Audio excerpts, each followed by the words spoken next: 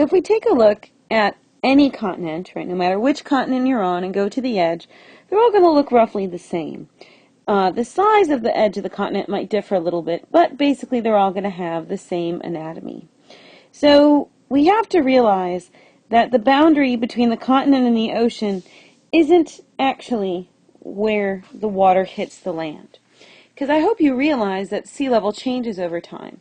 Sea level can rise, sea level can lower.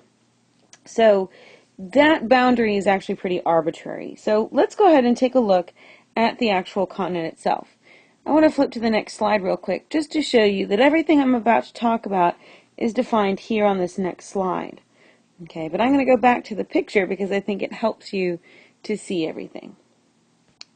So, if we take a look, right, let's say here we are at the beach, right, and if I could go from the beach and walk outwards, okay, if I wanted to go swimming, let's say, I would be swimming on the continental shelf. The continental shelf has a pretty shallow grade. If you've ever gone to Biloxi and gone out in the waters out there, you might know that, right, as you go from the beach out into the Gulf, you can walk, right, and it's going to slowly get deeper, but it doesn't get deeper very fast. That's the continental shelf. So the continental shelf is part of the actual continent, and this is the part that's influenced by sea level change, right? When sea level is high, the continental shelf is flooded. When sea level is low, right, where the ocean meets the land might be way out there, right? So that is where our beach is, right? That's where we go swimming.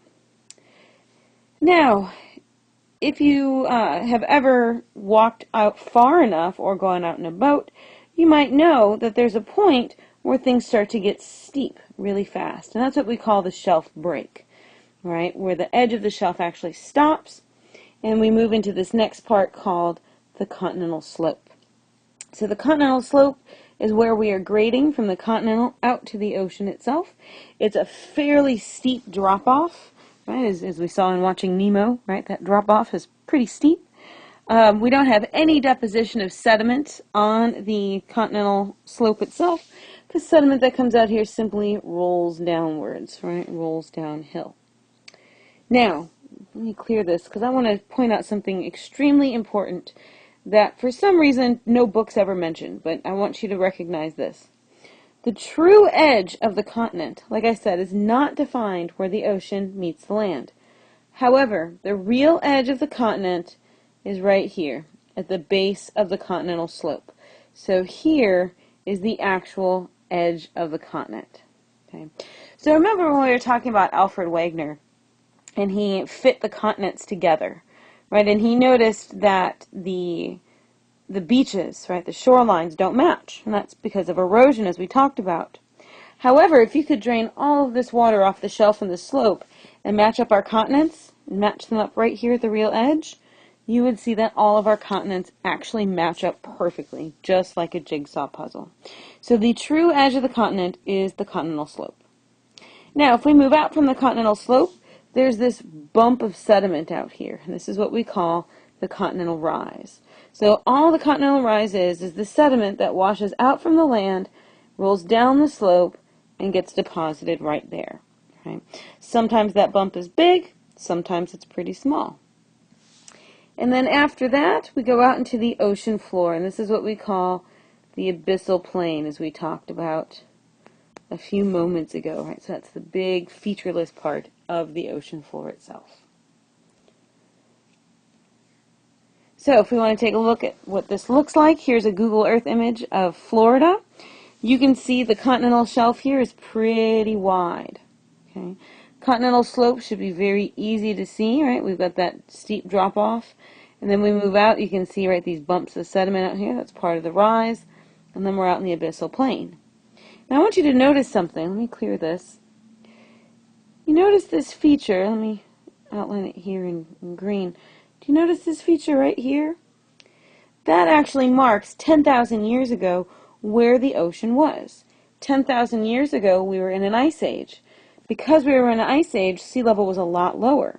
So Florida actually was dry all through here. This was all dry land. Right? And the actual beach of Florida was right here. So that was the edge of the continent at that time. So you can see, or excuse me, the edge or the beginning of the continental slope, or shelf, excuse me. So you can see, right, how that continental shelf is definitely influenced by sea level rise. Now, we can break down our continental margins into two groups. We can have passive margins and active margins. So, let's look at passive first. Passive margins are exactly what the word states. They're passive. So, that means, right, that they are quiet. Passive means quiet. So these are geologically very quiet coastlines. Okay, we don't see any geologic activity, okay, at all. The passive margin includes all of the features we just talked about. It has a shelf, it has a rise, and the abyssal plain, right? So we see all of those features. Like I said, it's passive because it's quiet. We do not see earthquakes, no volcanoes, no mountains, none of that.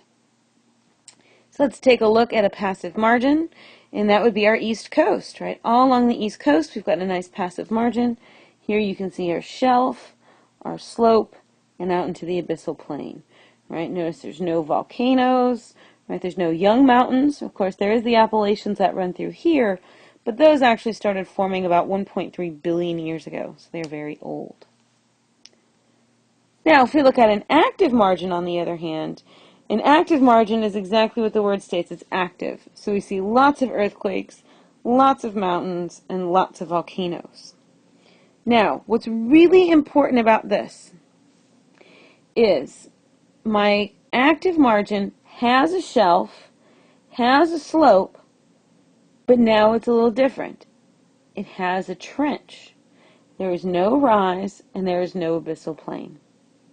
The reason is, and we're going to talk a little more about this when I come back next week, is we have something interesting going on at our active margins. And you can see it here in this picture, but I want to draw it. What we have is my ocean floor running into the edge of my continent. So here's the edge of my continent, and my ocean floor, remember, is a lot thinner. Now, the ocean floor, right, is running into my continent. The ocean floor is very heavy. It's heavy because of what it's composed of.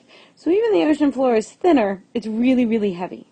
So what happens, right, is when the ocean floor runs into the continent, it starts to sink below the edge of the continent. So it moves downwards and ends up getting recycled back inside the earth. We're going to talk a lot more about this process, okay, like I said, next week. However, I want you to realize, right, as it's running into the edge of the continent and sinking beneath, that's where my trench is created, right? That trench is right here, right, where it's running underneath. Now notice, that means, right, if we take a look at this picture, here is my shelf, here is my slope, but notice how that rise is going to get sucked underneath right away, and the abyssal plain.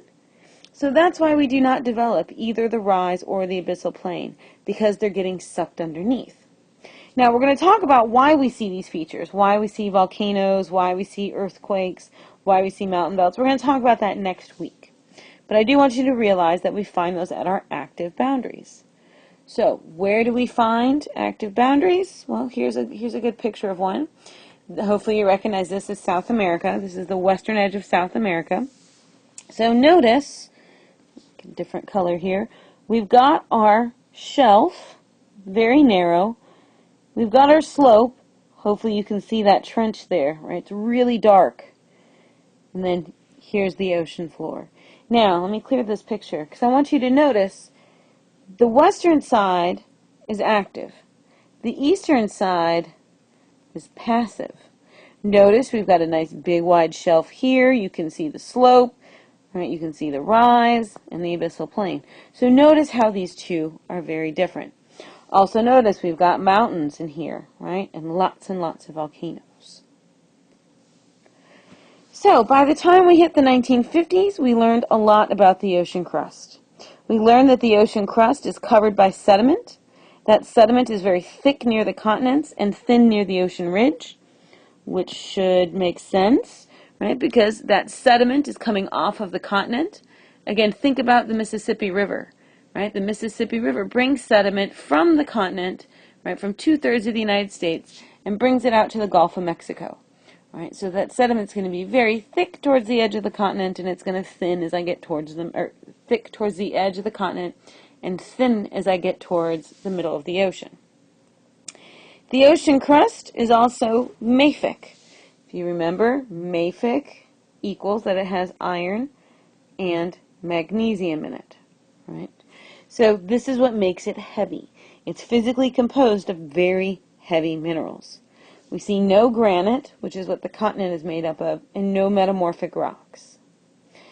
And the heat flow at our mid-ocean ridge is extremely high, much higher than anticipated. We also started noticing something even more interesting. During World War II, we also developed seismic. And we developed seismic, again, for war purposes.